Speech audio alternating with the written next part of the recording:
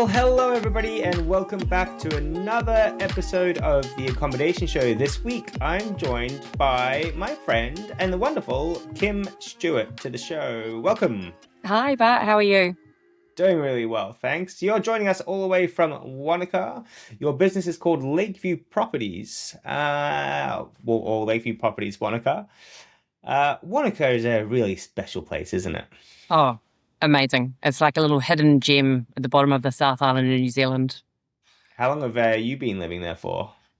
Family have been associated with it about 25 years. I've been here, but I've come and gone a couple of times, but been back here for 6 years. Yeah, well worth a visit, right? Like it's, I think, what are the best things about Wanaka if you were to try to convince someone to take a trip? I think people underestimate how amazing it is in the sense that you've still got all the mountains, you've got the biking, you've got the water, you've got the mountains, you've got the wineries, you've got everything, but it's not really, really busy. It doesn't have the huge hustle and bustle that maybe like Queenstown might have. So it just adds this other layer of uniqueness to it. And I often find that people might only stay 1-2 nights here and then go and do 5 nights somewhere else and regret that decision and they wish they'd stayed longer. Should have stayed longer. Yeah. Yeah, I can't remember when we stayed. I don't know whether it was 2 or 3 nights. It felt short but long enough. But I remember our favorite part was grabbing a electric mountain bike and going and just tearing up and down the different streets and going to. You got some good. You got a good microbrewery or two. Oh, we've got lots of microbreweries. We've even got a couple of Michelin star restaurants in town as of the recent Michelin star rating that just happened. Really beautiful place in the world. Now you run a property management business. You've got sort of two sides of it. You've got the long-term rentals and you got the short-term rental side. So you're across both sides. So a bit of an entrepreneur. Tell me the story of you getting into Lakeview Properties, and because I remember before we did Strive last year, you were telling me about your journey getting in. Share that story with everybody. Yeah, so I've actually been doing property management for about 25 years since I first lived here in Wanaka. That was before Airbnb even existed. There were no platforms at that point. You solely relied on your website or word of mouth or a local booking agent. And I had about 4 or 5 properties then, and then I went in actually, my background's event management. So I've worked all around the world doing event management across everywhere, like including London Olympics in 2012. Cool. And then after a stint in Auckland working in some major events there, I came back down to Wanaka actually around COVID time and brought my young family here at that point. And I started getting a couple of properties on at that point, and then I had an opportunity with a local lady here who had organically built a business through COVID, and she was at a crossroads. She didn't know if she needed support, like bring somebody in to work with her, or if it was time for her to hand it over. So we had about a year worth of talking, and then the opportunity came for me to buy her business, and so that was actually 3 years ago on the 1st of September coming up. So I'm nearly 3 years that I've had the company and taken it over. So it's you buy a book of love when you buy a business. It's quite high risk. You're not necessarily going to retain all of those houses and all the clients. But fortunately, I've retained, I'd say, 95% of them and grown it. I've pretty much tripled the business in the last 3 years. Wow, that's so cool. That's so cool. It's a nice story that you managed to keep the owners, and that's one of the biggest things. Generally, I think it's the attrition rate is anywhere between 30 to 40%. But keeping most of them, it's a real testament. And it sounds to me that was also due to you spending a bit of time on this deal. Like you said, it didn't happen overnight. It was over a year period. No, it was sort of like twofold conversations. So the first year we spoke, it was do I work with her? But that didn't really fit. And I was also pregnant with my 3rd child at that point. So timing wasn't amazing at that stage. And then fast forward a year, then a few other circumstances happened between both parties. And that's when it was an obvious that it was a sale and a purchase opportunity. Amazing. So, but then to me, it sounds like when you decided to take on this business that you're pretty fresh. Oh. not knowing too much. No, and I hadn't lived in Wanaka for a long time. And, Airbnb, Booking.com, all of the platforms had all evolved since I had done it previously. So I definitely was coming in with my eyes open, but closed a little bit, like not really sure what I was entering myself into. I just know that the previous owner was running a spreadsheet system for her bookings. And Sure. this is the very first conversation. And I just thought, how are you doing that? That doesn't make any sense to me. So then fast forward a year when we had a serious conversation, she did have a PMS at that point. And that for me was much more appealing to be able to purchase something that was already quite solid. Yeah. But that didn't mean a huge amount of change and growth. And, I sort of treat first year as a just trying to not rock the feathers, right? You don't want to annoy all your owners. You don't want to make too many changes. You just sort of have to go in quite smoothly just to keep them on board, because people don't love change. They can deal with it, but it can be quite overwhelming. So that first year was just figuring out the systems, learning the houses. I mean, there's a lot to learn to getting guests ask questions and you don't even know the property yet. So, there was a lot involved, and it's just keeps evolving, which is awesome. And so, when you took it over there, how many properties were on the books at that stage? I noticed that when I first got PriceLabs 2 years ago, I had 25 properties that I had put onto PriceLabs, and now we've got 50 Airbnbs. And then obviously the long and the other side of the business is where it's doubled or tripled in some spaces. So there's about 25 Airbnbs that I took on at that point. Yeah, right. Yeah, okay. And then so obviously you're learning from scratch. In terms of you don't have to talk about the ins and outs of the deal, but just kind of curious, like how does, from that conversation to actually, like, did she come to you saying, hey, this is how much money I want? Or was it... Well, my mum knows her because they play golf together. So, lots of things happen on a golf course. So I really need to get, that needs to be part of my future planning. It's an interesting one, putting a bit of a value on it. So I think she had 3 years worth of, history of her income. And, she was only on one platform at that point. So I had to bring it across all the platforms and all the rest of it. And then it was just I guess we sort of just came with a sum that made sense for both of us. And which worked. And as I say, a book of love. Good. So it's a high risk purchase, but it's worked. Yeah. And then, so did you have, when you started then, like, did you have a good support network? Did you have a vision as to where you were going to go with it and what you were going to do next?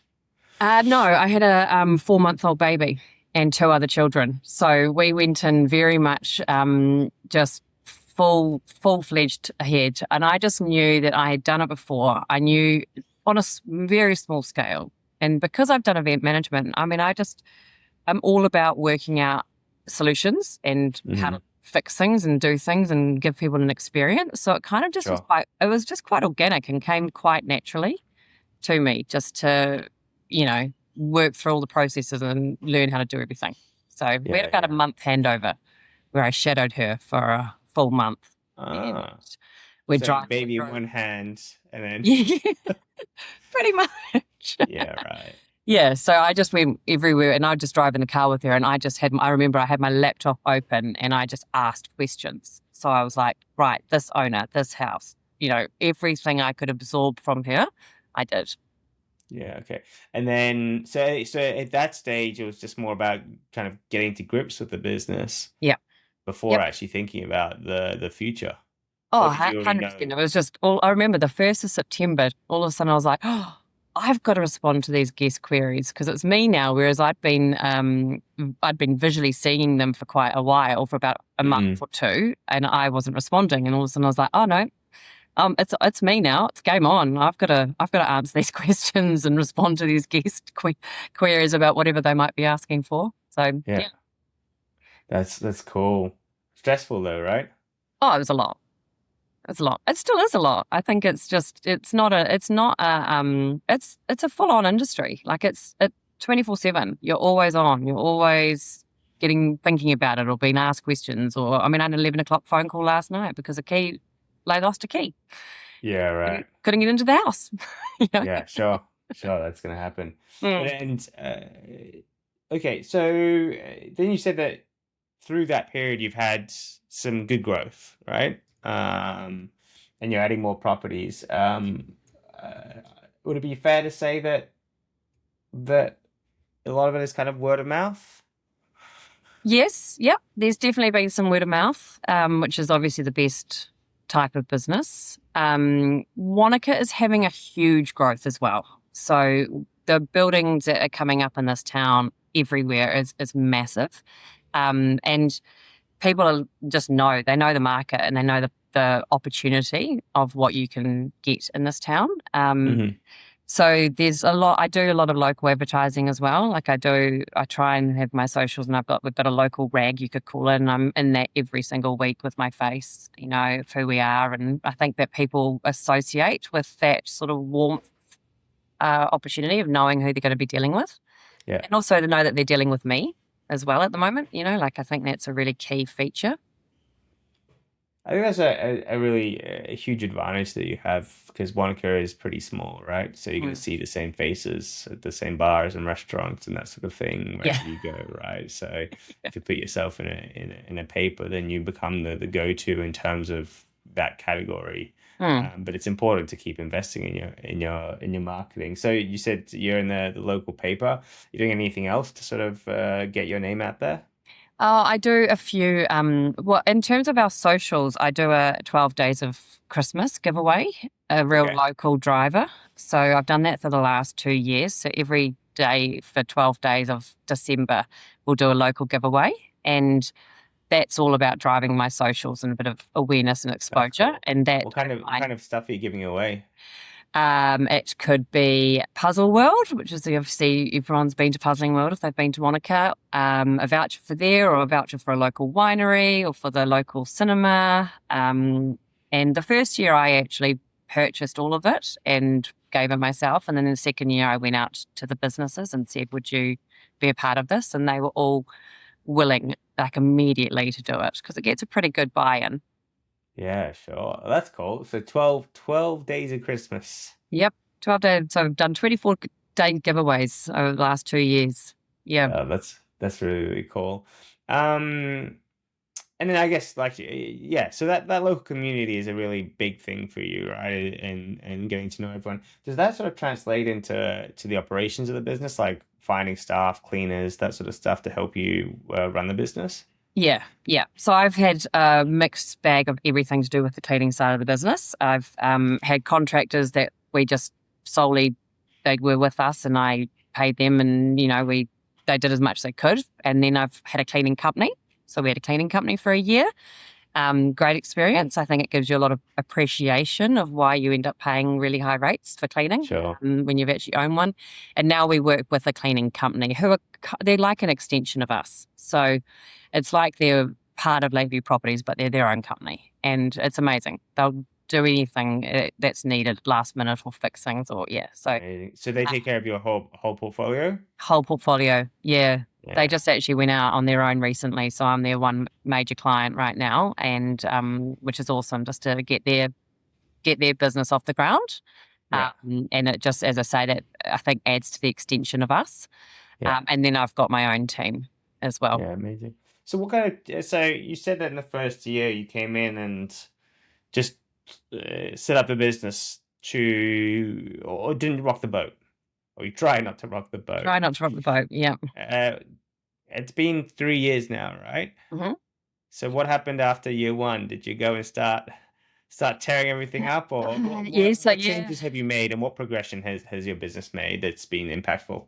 Yeah, so the PMS I was using was it wasn't delivering what I needed to from a visual point of view in terms of my website. Like, to build a website is a huge piece of work, and I didn't want wasn't my priority, but I wanted my booking engine to look really good, and that amplifies. So the first thing I did was change PMS companies.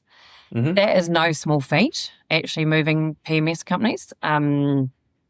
So by doing that, I then started to change the whole way I was producing my owner statements. And that's a huge thing for an owner to be able to change and teach them, like, this is where your statements are now and this is how you see things. And so that was a massive one. I've also gone back to using PriceLabs again, which I had stopped because I wasn't thinking that their data was wide enough initially. But again, 2 years in the space of IT is a huge amount can change. Especially if they're developing all the time, right? Oh, all the time. Yeah, all the time. So those two major changes recently. And the other one I've also bought on is SweetOp, which is more recently. So I sort of thought of the first year as just nurturing the business. Then the second year's gone, right, what can I do to amplify the business? What can I do to take it to the next level, to bring us into that really professional looking category for guests, people that search for us, owner experience.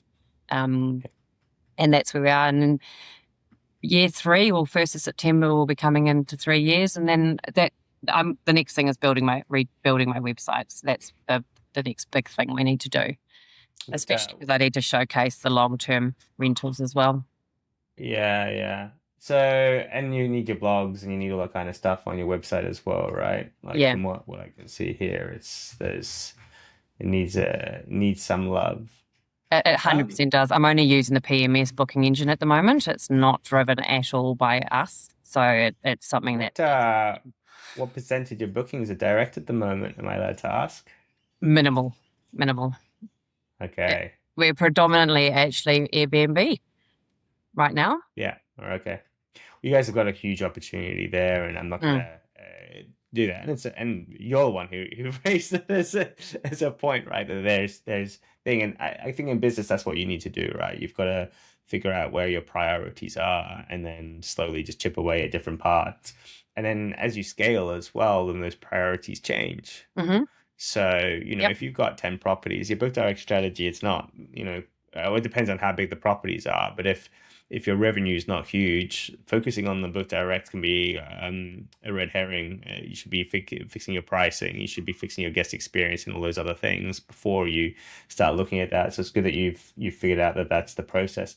I like the idea that you're bringing in different tools and software and that sort of thing. And I've got a feeling that also converges with your previous corporate sort of experience with your event management, that sort of thing. How did you know that you were running into the problems that you were running into? And how did you know that you needed to change into something that you didn't really know much about? How do you know what software to go towards? Well, straight up, one of the biggest things that I did this year was go to Strive, which, and I just being in a room with other property, Wanaka's pretty isolated in that sense. We've got a lot of operators here, but we don't always get together, and because I suppose you're in a very competitive market being so small, but it's like a bit of a catch-22. You want to be able to share and talk about everything, but you also want to make sure you've got something that stands out and unique. So you don't want to give all your tricks away. And so and yet here we are. I know. Sort of. I haven't shared everything. There might be some things I'll keep up. Might be some secrets. Oh, yeah. Good.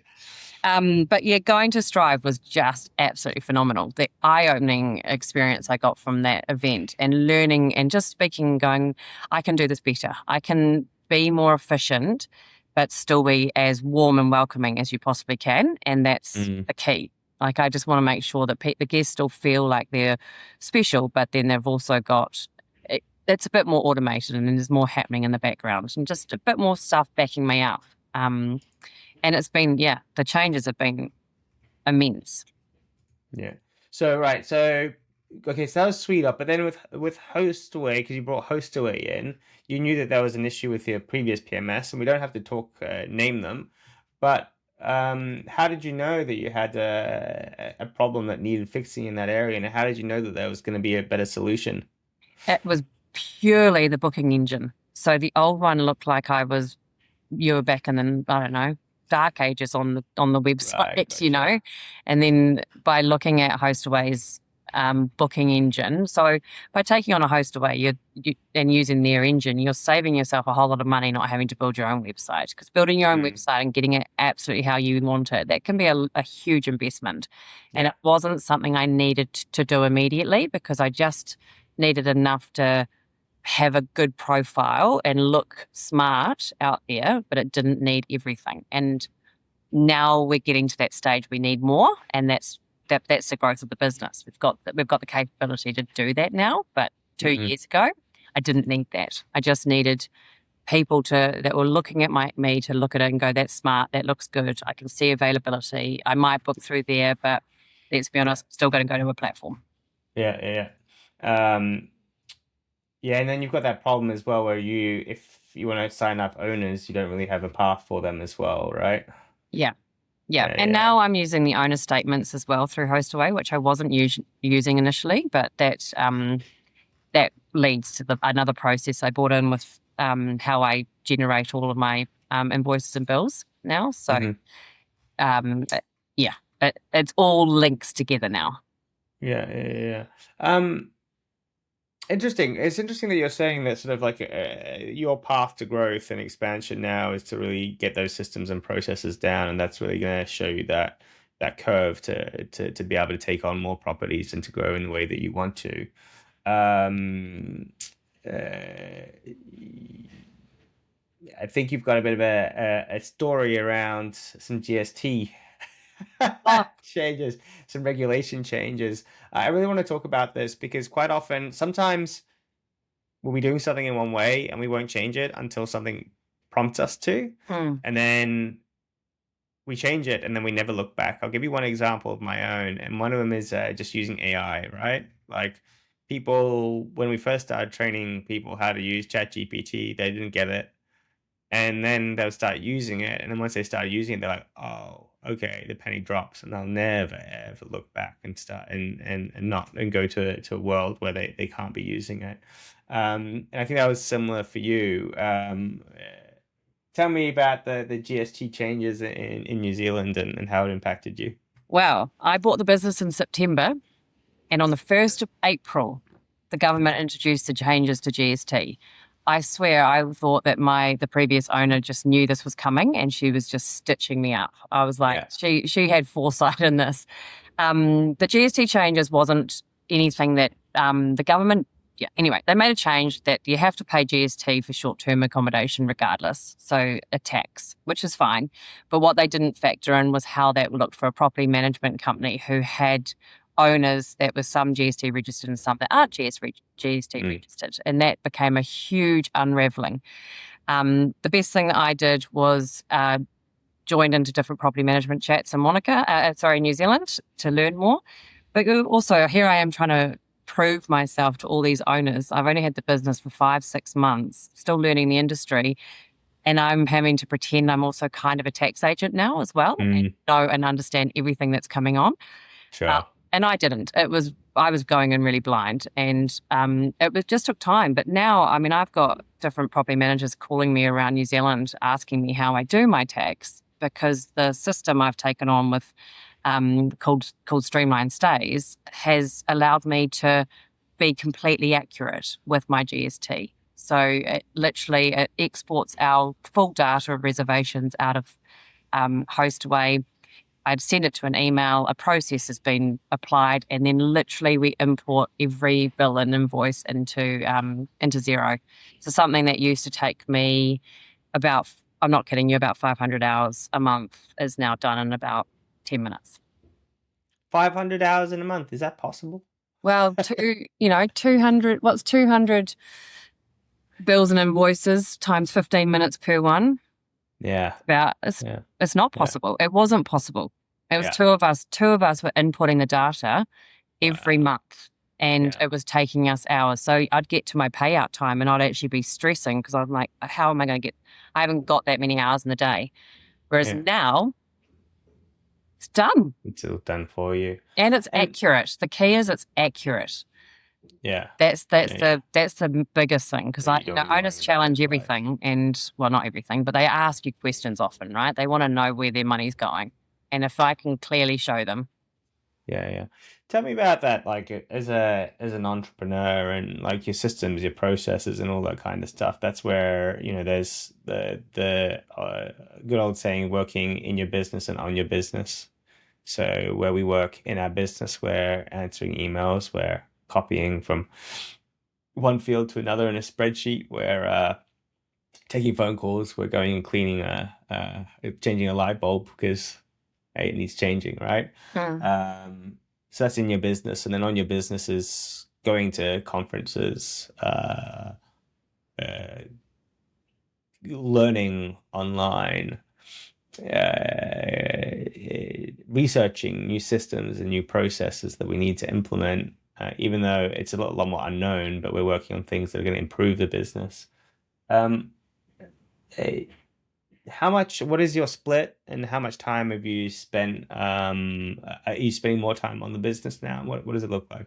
Yeah, yeah. I'm still very in the business, but I'm not from a day-to-day operational stuff. I've got guest support now in terms of answering messages. I have a team doing all our check-in and check-outs. They'll sort maintenance. I've got the whole long-term side of the business has been covered by another staff member. So my goal is to just make sure that I am able to be on the business more. It's taken time. It's also, it's hard to let go of some things that you've been doing the whole time. And it's hard to Mm, train yourself out of reacting. Like I have someone that answers all of our guest messages now, but I'm so reactive. I've been doing it for 3 years now that I just forget. And sometimes I just respond and I'm like, I'm sorry, I need to stop. I need to not. So I'm in the next phase, which is really exciting, that I've got a team around that I can step onto it more. mm-mm. And I want to see how I'm using everything, making sure all my steps are making our business be as efficient as possible and make my time as efficient as possible as well. Yeah. And have you sat down and mapped out your goals for 2027, 2028? Have you got the sort of a dream board? No, not enough. I think that I feel like in all honesty, I've probably been a little bit of a hamster in a wheel, just making sure that everything's turning and turning well. And this year has been such a hugely impactful year in changes that I feel like we've got an opportunity now to make that plan, to be Mm. looking forward and going, right, what are we doing and how does this look? Yeah, I really think so, because I think that might help as well with the overall strategy as to what you do next in terms of even the website, right? Like the branding, the marketing, like where do we see ourselves and that sort of thing. It can be a really useful exercise, and also sometimes when we set out those visions and those goals, we can also, well, one is be accountable to it, but also if we're not going in that direction, we can go, oh, okay, cool. We need to reimagine our vision. So. That's really cool. So right. So you've had a fair bit of growth. You've changed all your systems. You've changed your processes. You're working with local community, doing Christmas giveaways. It really sounds like you've got a lot of passion for your business. Yeah, I absolutely do. And I guess the other thing I'm doing is, I'm putting myself out there. I coming and speaking to you today and, being on a panel at Strive, all of these things in an industry that I'm kind of quite green in, right? I'm quite new to it. But I want to do it. I want to grow. I want people to know who we are and to trust us and to believe in us. And so I think that it's not easy. It's not easy to try something new, but yeah, I Mm. am. I think that we've got an absolutely amazing company and we've got so much opportunity. And what we've already achieved in 3 years, I'd like, what is the next 3 years going to show? Yeah, well, that's right. That's right. And I really like the idea of community, like that's for me something which is really important. And that's so you've got the community that now you have in terms of other operators that are doing the same thing as you, which you could, call competitors, but it doesn't really matter. There's enough business to go around, right? It's just Yeah. how hungry you are for it and whether you want to be doing it, because it's all work, right? Then you've got your local community that is also really important. Um, if you were to give 3 tips to someone that was getting started in the short-term rental space, what would those tips be? Understand how to pay your owners, and like have that sorted from the get go so that they're your clients, right? They're the ones that you need to make the most happiest. So make sure you know what you're paying them and how that breakdown is, so that you can answer every single question they have to know about it.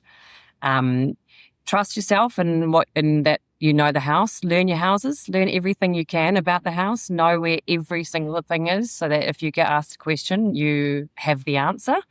You don't want to have to go around at 10 o'clock at night to figure out the answer. You want it in your own toolkit at all times. And I guess just make sure that the guests have the information that they need. Make sure that they've got a smooth experience from the moment they book to the end of it, that they feel comfortable throughout the whole process as well. Yeah, I think that's probably the crux of it all, right? You look after the guests and make sure they have a good time, and then the rest of it will kind of follow with everything else that you do. But it's such a complicated business. I would dare say that way simpler than running a hotel, where you've got the economies of scale. Here you just don't, right? It's just every property you add, you're just adding extra cost and an extra complication to your life. But those systems and processes that we talked about today can really make a difference. I really also like the idea of sometimes an external change can push you to improve your systems and processes. I would encourage everyone to spend some time looking at things that they're doing and just say, hey, does this actually still make sense? Because you might be wasting a lot of time on things that you shouldn't be doing. And one of the ways to do that is actually just to track your week and say, hey, what am I spending my time on? Which is useful. Great. I have no further questions at this stage, Kim. Awesome. I really appreciate you coming on, having a chat with me. As you know, I'm a massive Wanaka fan and Come a visit. massive New Zealand fan. So we'll have to come down and do a bit of a visit. Folks, if you're tuned in on YouTube, then give us a thumbs up and a subscribe. If you're on the iTunes or the Spotify, then leave us a review and also subscribe to the channel. Make sure that you get the updates. Kim, I wish you a really good rest of the day. If you want to check out Kim's portfolio, it's lakeview-properties.com. I'm sure I'm going to see you around very soon. Awesome. Thanks, Bart. Take care. See ya.